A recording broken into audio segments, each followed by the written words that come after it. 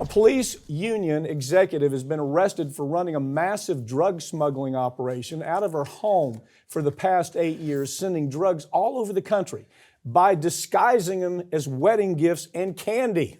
Wow.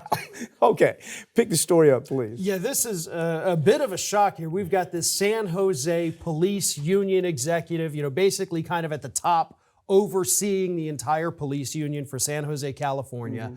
Well, it turns out that for, almost a decade at this point, she had been bringing drugs into the country and then acted as the distribution point, sending them all over the country. So she was getting drugs from China, according to the allegations, from China, from India, from all of these foreign countries, just having them shipped to her in the mail. Yeah.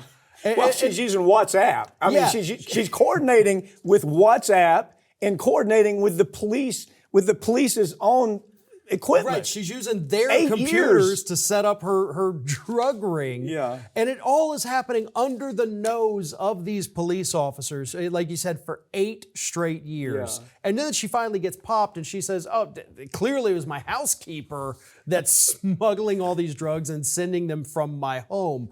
But her methods are becoming more and more prevalent that we're seeing with these drug smugglers. That's the story. Yeah. That's the story, isn't it? I mean, the reason we're doing this story is not because of that event that took place in California. There's this real pervasive use of a lot of creative things that are being done. Talk about a few that we've already discussed. Yeah, so she was disguising it as makeup, and what you do is you take, a pack of makeup that has different powders and colors in it. You empty that out, you replace 1 or 2 of them with a powdered drug. That way, somebody opens it up, it looks normal.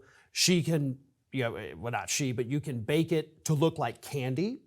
That is something that we see. That was the wedding gift. Yeah. It's candy. I've got you all of these lovely chocolates, but it's actually just drugs. We're seeing them put it in shampoo bottles and lotion bottles. They're liquefying drugs to be able to send them, get them in and out of the country. It truly is massive. The ingenuity of these drug smugglers, I mean, not to give them credit, but you kind of have to because the creativity is off the charts, and we're falling behind on being able to detect them. DEA doesn't have a chance here. I mean, that's the real story.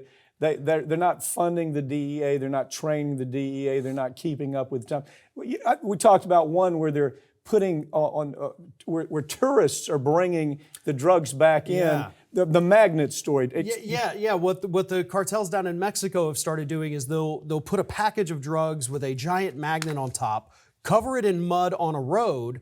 The tourist will drive over it. The magnet sticks to the bottom of the car, and most of the time, it's just your average everyday tourist. They're able to get through with no problem on the border because the bottom of the package will also be caked in mud so that it looks like, your undercarriage is dirty, you ran through mud, no problem, keep going.